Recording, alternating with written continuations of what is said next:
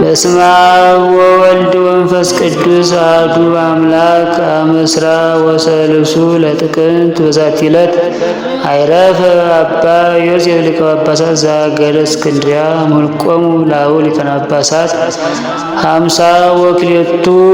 አንድ አምላክ በሚሆን በአብ ወወልድ ወመንፈስ ቅዱስ ስም ጥቅምት 23 በዚች ቀን ለአባቶች ሊቃነ ጳጳሳት 52ኛ የሆነ የእስክንድርያ ሊቀ ጳጳሳት አባ ዮሴፍ አረፈ። ይህም አባት ከምኑፍ ሀገር ከታላላቆች ተወላጆች ወገን ነው። ወላጆቹም ብዙ ገንዘብ ያላቸው ነበሩ። ታናሽ ሆኖም ሳለ አባትና እናቱ ትተውት ሲሞቱ ድሃ አደግ ሆነ። አንድ እግዚአብሔርንም የሚወድ ሰው አሳደገው። አድጎ በጎለመሰም ጊዜ የወላጆቹን ገንዘብ ሁሉንም ወስዶ ለድሆችና ለምስኪኖች መጸወተ። ከዚህም በኋላ ወደ አስቄጥስ ገዳም ወጥቶ ከአንድ ጻድቅ ሽማግሌ ሰው አባት ዘንድ መነኮሰ። በበጎ ገድልም ሁሉ እየተጋደለ ኖረ።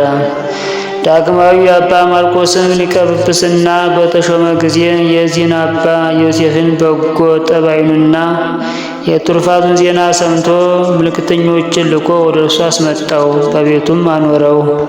ከብዙ ወራትም በኋላ አባ ዮሴፍ ሊቀ ጳጳሳቱን አባ ማርቆስን ወደ አስቄጥስ ገዳም እሄድ ዘንድ ተወኝ ብሎ ለመነው። ያን ጊዜም ቅስና ሹሞ አሰናበተው።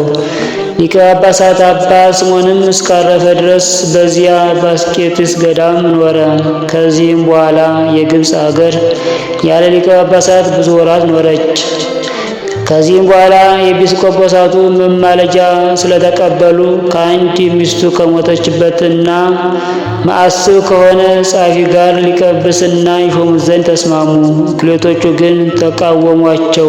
እንዲህም አሏቸው፣ የአባቶቻችን ቅኖና መማለጃ የሚቀበለውን ሁሉ ወይም ስለ ክህነት ሹመት መማለጃ የሚሰጠውን ያወግዛል። ይልቁንም ይህ ሰው ሚስት አግብቷል፣ እንዴት ሊሾም ይችላል? በወንጌላዊው ማርቆስ ወንበር ላይ የሚሾም ንጹሕ ድንግልም ነውና አሏቸው። ይህንንም ባሏቸው ጊዜ ፈሩ። ተመልሰውም ተስማሙ። ለይህች ለከበረች ሹመት የሚሻለውን ይገልጽላቸው ዘንድ ክብር ይግባውና ወደ ጌታችን በአንድ ምክር ሆነው ጸለዩ። እግዚአብሔርም ሰምቷቸው ለይህች የከበረች ሹመት የሚሻል አባ ዮሴፍ እንደሆነ አሳሰባቸው። ከዚህም በኋላ አባ ዮሴፍን ያመጡት ዘንድ ወደ አስቄጥስ ገዳም ምልክተኞችን ላኩ። ምልክተኞችም ይህን አባት ዮሴፍን የመረጥከው ከሆነ ምልክትን ትገልጥልን ዘንድ አቤቱ እንለምናለን። የቤቱም ደጃፍ ክፍት ሆኖ ካገኘን ምልክት ይሁንልን ብለው ወደ እግዚአብሔር ለመኑ። በደረሱም ጊዜ አንዱን መነኮስ እየሸኘ የበዓቱም ደጃፍ ክፍት ሆኖ አባ ዮሴፍን አገኙት። ባያቸውም ጊዜ መንፈሳዊ ሰላምታ በመስጠት እጅ ነሳቸውና በደስታ ተቀብሎ ወደ በዓቱ አስገባቸው። በዚያንም ጊዜ ለአባ ዮሴፍ ሊቀ ጵጵስና ይገባዋል እያሉ ይዘው አሰሩት። እርሱ ግን እኔ ብዙ ኃጢአት ሰርቻለሁና የከበረ ሹመት አይገባኝም እያለ ይጮህ ነበር። እነርሱም ወደ እስክንድርያ ከተማ ወስደው ሊቀ ጵጵስና ሾሙት እንጂ ምንም ምክንያት አልተቀበሉትም። በወንጌላዊ ማርቆስ ወንበርም በተቀመጠ ጊዜ ለአብያተ ክርስቲያናት እጅግ የሚያስብ ሆነ። ለእርሱም የሆነውን የግብሩን ገቢ ወስዶ ምድሮችን በመግዛት ለአብያተ ክርስቲያን መተዳደሪያ ሊሆኑ ጉልቶች ያደርጋቸው ነበርና አዘውትሮም ሕዝቡን የሚያስተምራቸው ሆነ። በምን ለእያንዳንዱ ቸል አይልም። ነገር ግን ሰይጣን ስለቀናበት ያለ ሐዘን አልተወውም። ይህም እንዲህ ነው። በምስር አገር የተሾሙ 2 ኤጲስቆጶሳት በሕዝቡ ላይ ክፉ ነገር በማድረግ በማይገባ ሥራ አስጨነቋቸው።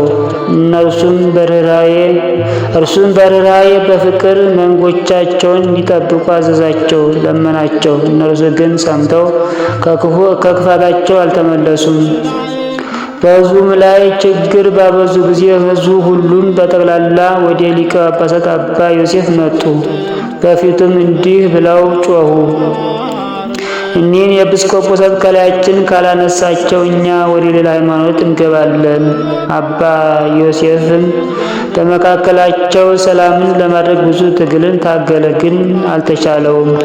ከዚህም በኋላ በግብፅ አገር ያሉትን ኤጲስቆጶሳት ለጉባኤ ሰበሰባቸውና ስለ እኒህ 2 ኤጲስቆጶሳት ነገራቸው። አሁንም ከመንጋዎቻቸው ጋር ሊያስታርቅ ሽቶ እኒህን ኤጲስቆጶሳት ወደ ጉባኤው አስቀረባቸው። እነርሱ ግን የእርሱንም ቃል አልተቀበሉም። ስለዚህም ያ ጉባኤ ከሹመታቸው ሻራቸው።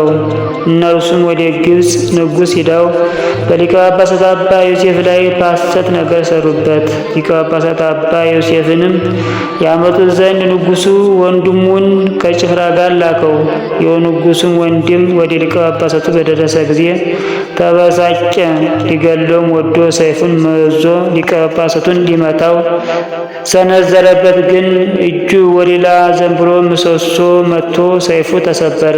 እጅግም ተቆጥቶ ሌላ ሰይፍን መዞ በመላ ኃይሉ መታው። ያን ጊዜም ሰይፉ ከአንገቱ ወደ ወገቡ ተመልሶ ልብሱንና ቅናቱን ብቻ ቆረጠ።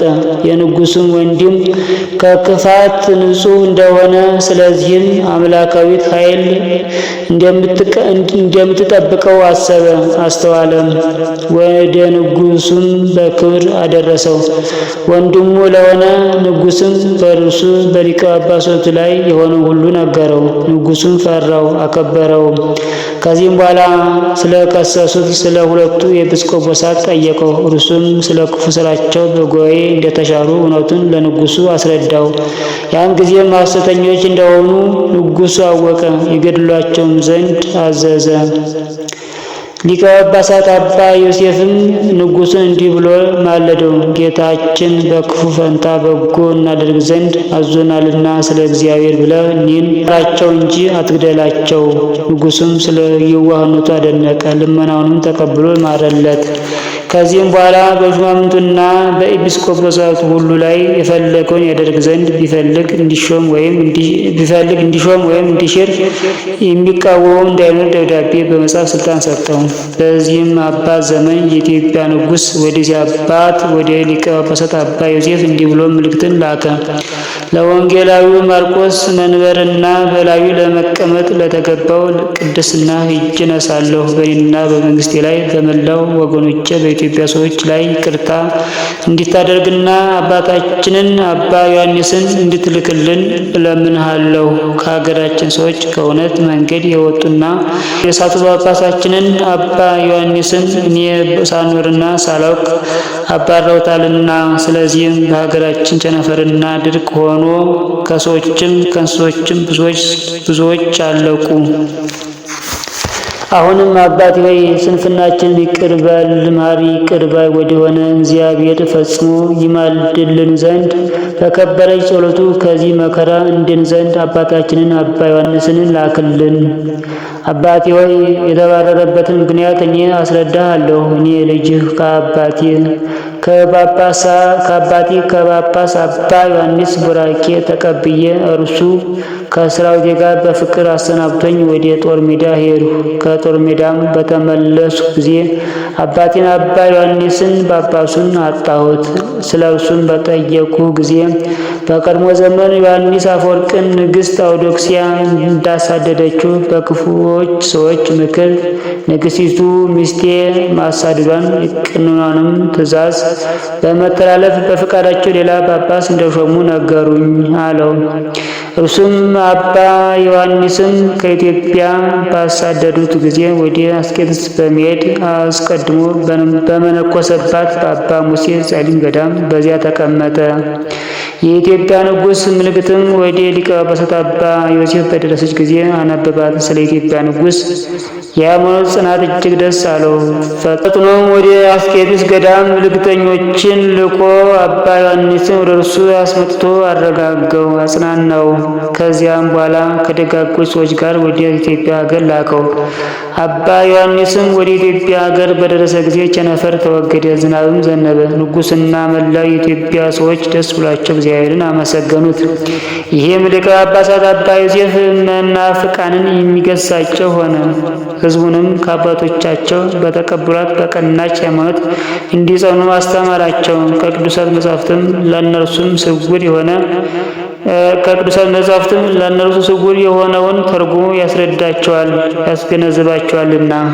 በትምህርቱም በጸሎቱም እንዲህ ጠበቃቸው። ጌታችንም በእጆቹ ብዙዎች ታምራትን አደረገ። ያማረች ገድሉን ፈጽሞ እግዚአብሔርንም አገልግሎ በሰላም በፍቅር አረፈ።